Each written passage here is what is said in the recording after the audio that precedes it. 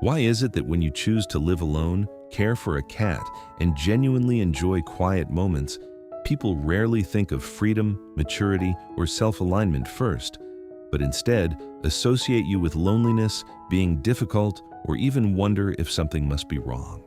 Why is it that when a man invests time in himself, his interests, career, or solitude, he's often described as independent, grounded, sometimes even enviably self-possessed, yet when you make similar choices, they're more likely interpreted as absence, failure, or lack? And why is it that once you stop rushing to please, stop seeking constant validation, learn to be at ease with yourself, sometimes sharing quiet evenings with a cat, the world seems more anxious about it than you are, as if your comfort alone quietly challenges an unspoken expectation? If any of this feels familiar, today isn't really about pet preference, relationship status, or personality labels. What we're unpacking instead is a psychological pattern wrapped for decades in jokes, bias, and cultural storytelling. Why the image of the cat lady keeps returning as something to mock or subtly diminish. And perhaps more importantly, when you choose solitude, boundaries, and autonomy, are you actually drifting away from the world? Or are you simply learning to stop trading approval for acceptance? You may have experienced moments like this. You mentioned that you enjoy living alone, that weekends with a book, a quiet home, and a cat nearby feel genuinely fulfilling, or that you're not rushing into a relationship. And somehow, a subtle shift appears in the room, a half-joking comment, a concerned suggestion, or a casual line like, "Just don't end up a cat lady." Psychologically, this reflects how social narratives form. When a lifestyle diverges from dominant expectations, culture often attaches emotional labels to it, not necessarily out of hostility, but to preserve familiarity and social order. And historically, this happens to women more often. An unmarried man may be described as focused, free, career-driven. A woman making similar choices is more easily linked to loneliness or perceived lack, not always out of malice. Often, it's simply cognitive comfort. People rely on familiar scripts to interpret what feels unfamiliar. So when others see you living without excessive dependence, without constant social performance, they instinctively search for an explanation, and stereotypes provide the quickest answer. But choosing solitude or entering relationships at your own pace isn't emotional scarcity. Sometimes it simply means you have clearer authorship over the rhythm of your own life. And once you understand that, those labels tend to lose some of their weight. When someone uses the phrase cat lady, it often isn't really about you. Sometimes it reflects something unresolved in them. Psychology calls this projection, a process where people shift their own uncertainty, loneliness, or discomfort onto someone else because it feels easier than confronting it internally. You may recognize moments like this. A coworker casually asks, "You spent the weekend alone again?" The tone sounds concerned, yet carries a trace of unease. Or a relative gently warns, "Don't be too picky, you might regret it."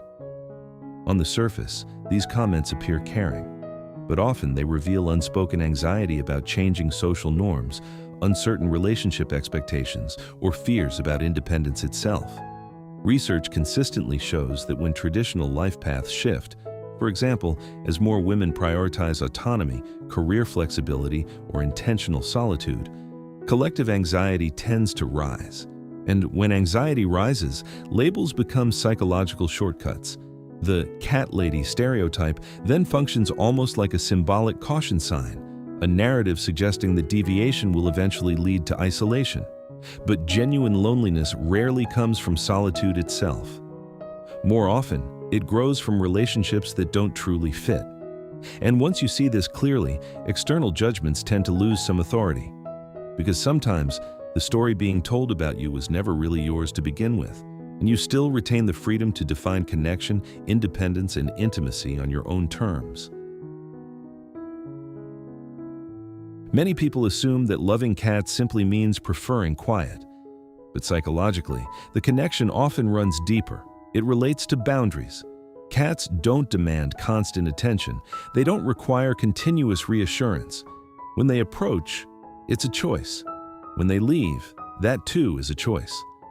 For someone with a well-developed sense of self, this dynamic often feels familiar. You may recognize it in yourself. You value closeness, but not fusion. You appreciate companionship, but also need space to remain psychologically intact.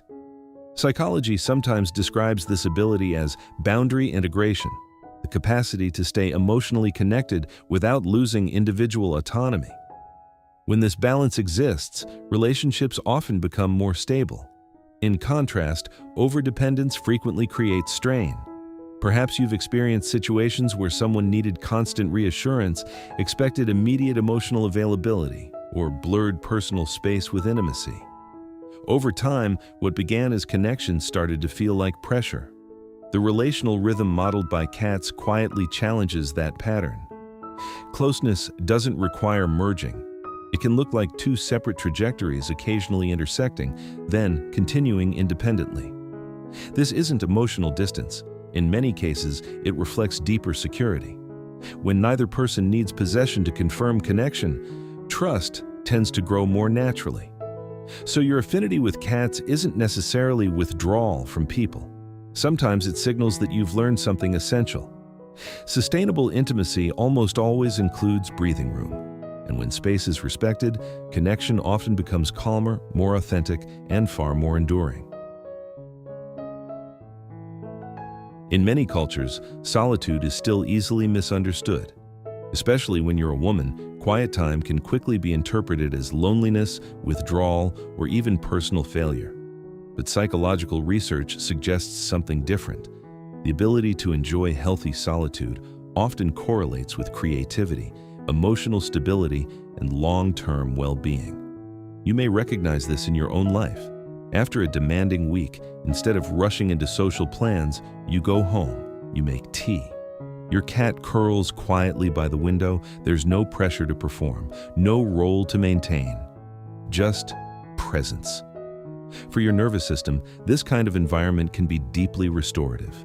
Studies show that intentional solitude can lower stress indicators and help emotions reorganize more smoothly. And feline companionship creates a unique balance. You aren't completely alone, yet you're not overstimulated either.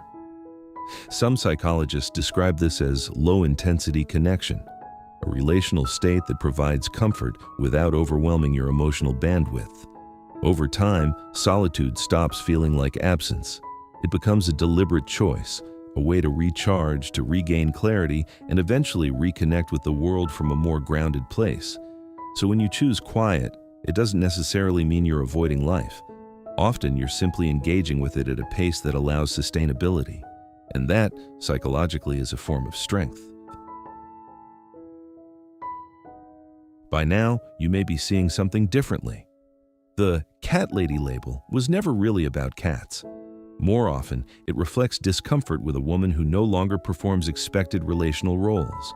When you stop rushing to please, stop reshaping yourself for approval, and begin honoring your own rhythm. Some people may feel unsettled, not because you changed negatively, but because predictability disappeared. Psychology has long shown that stable relationships rarely grow from compliance. They grow from authenticity and clearly held boundaries. When you know who you are, what you need, and what you don't, connection tends to become more sustainable. You stop overgiving to earn security.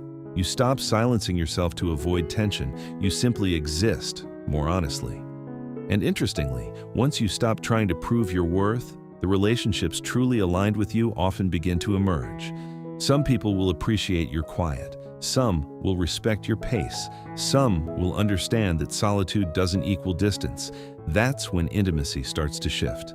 It stops meaning constant closeness and begins meaning walking alongside someone without abandoning yourself. So perhaps you don't need to reject the term cat lady. You may simply redefine it. It can represent clarity, autonomy, choice in how you love, and the quiet confidence of knowing. Real intimacy never requires losing yourself. It allows love to exist while you remain whole. This is Felix, May you understand yourself a little more deeply and treat the person you're becoming with patience and kindness. See you next time.